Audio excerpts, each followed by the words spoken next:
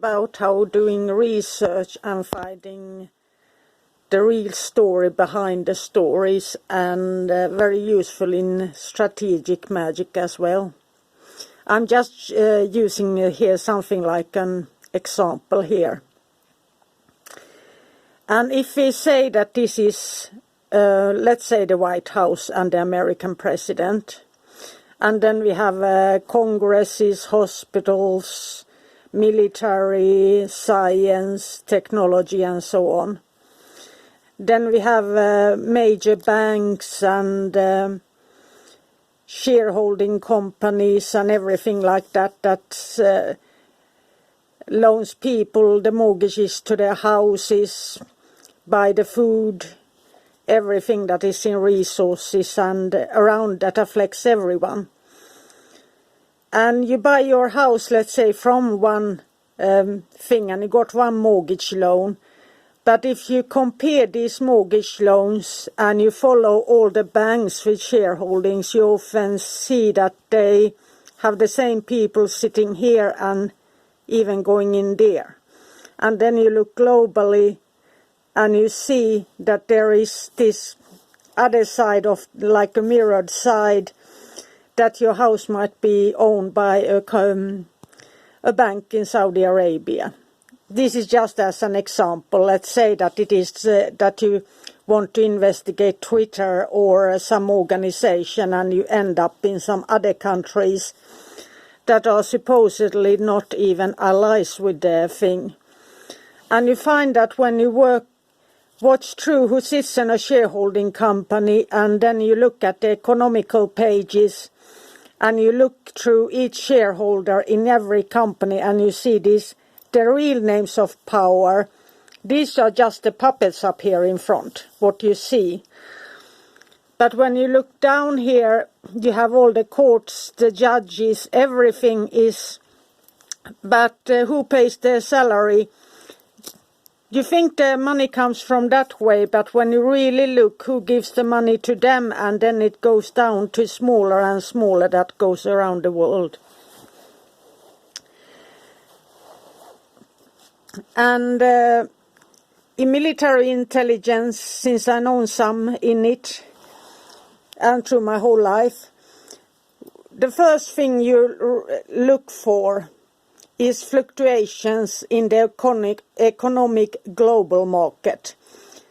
Every country's military intelligence looks at the smallest fluctuation. And they look at third world countries, since there where they have these military coups where the power shifts rapidly and so on. And that's how you can predict a war usually, is following the fluctuations in the economic. And that's why the military is usually always ready at the right time. And when you look at new companies, you are so happy you see, oh, there are so many new companies in this country, and now this country got a boost. But then you start to really look in who is having this company. Was it a new shift, or are there still the same players within? And this is how you just learn to think, so you get to the bare bottom of the things. And you will see that science, banks and courts and everything uses media as a tool. That's why you have these, let's say, medical breakthroughs that they sell they hype up a company. And suddenly every country buys the same product, and then other science companies shows that it was not even good for the body to do that. And that is since they feed media these stories themselves often. And so every time I remember, well, Valium was when I was a kid and people used it. But then you have all these other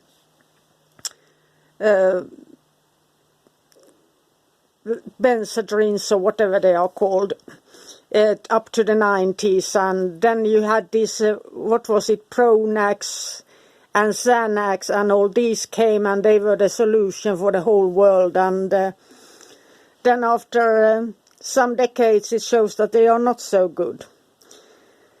and that is just the way it goes. And to get a medicine out to the market, it takes 99 failures and only one can make it. So unless you have governments and other interests pushing it, it's very hard for a good cancer medications to even rise.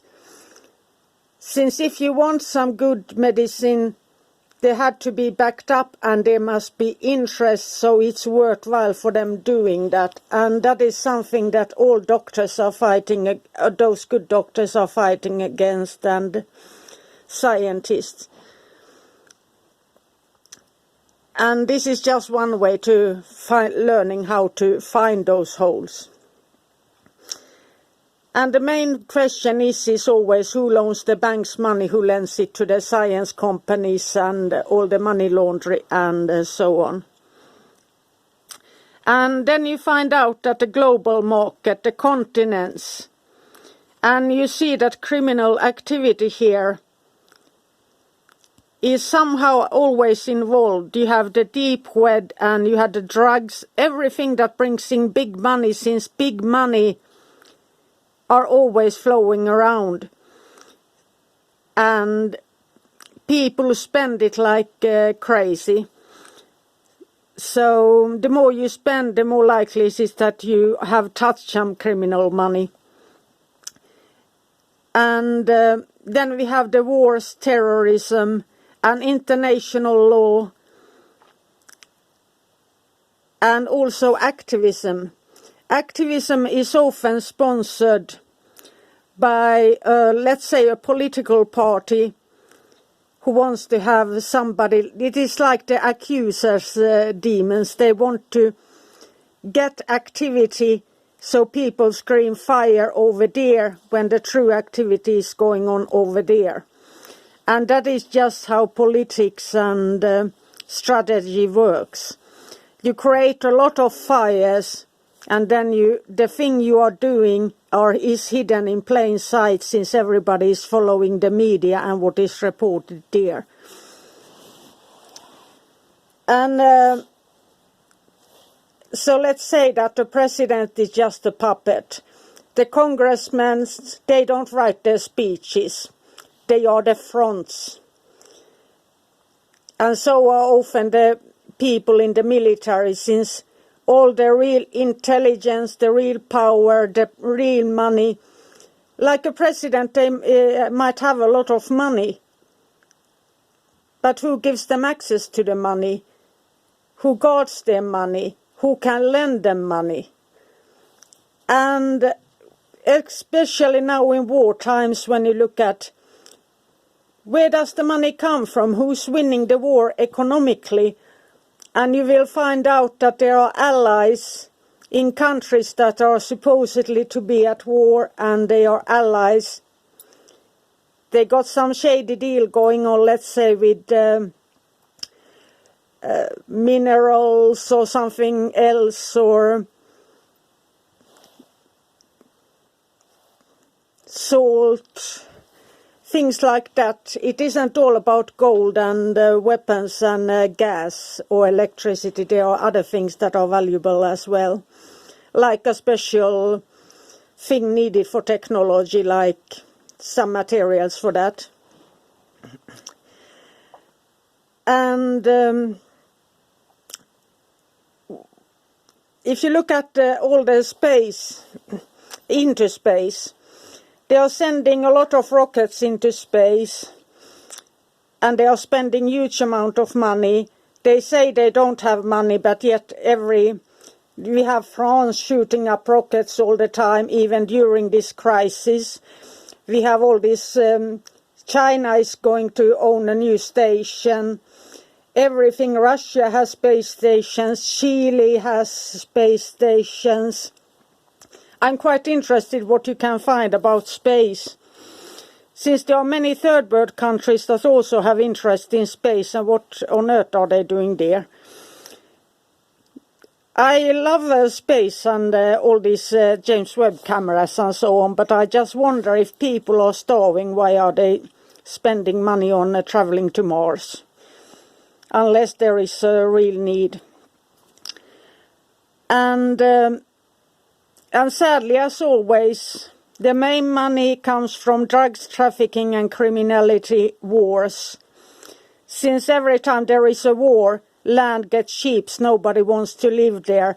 The big companies, they buy off the land that is destroyed. It might take 20 years for the land to recover, so you can't plant new crop.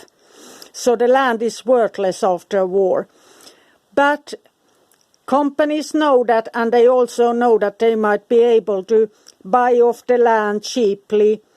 And if they can harvest toxic waste on the land and reuse it somehow, they are not going to let the poor people give their country back. They are going to own that land and build their new companies after the war is ended. And that happened in the civil wars in the United States and world wars, and throughout there are always these companies that come in and use the land of those, since they can't afford to build new homes.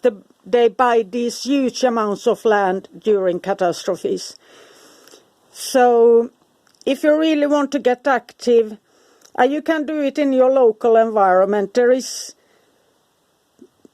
But it is around the same thinking pattern here, that you look behind what is behind the behind, and you learn to put in the dots together, and that way you find out who the real thing is behind. Since if you do magic, you don't want to curse the wrong person or do harm to a person who isn't really, they are just puppets in a string in front of the cameras. They are nothing more than usable for the time being. The real thing is always behind. So this was quite a dark, but this is just so that whenever there are power shifts and it comes into power, everybody's looking at the new government and cheering on. That somebody should be out there looking at the power behind. So that case, they don't be able to rise up to the top as easily once you are looking at the completely new government or leadership, and you follow them from the beginning and you follow them closely. And once they know they are followed closely, they can't step out of the line as much. And you are so intelligent with your internet and everything, the new generation, so I'm sure you can do it. But use it wisely, don't use it to gossip or slander, and the angels will help you. And have a magical, magical day. Bye for now.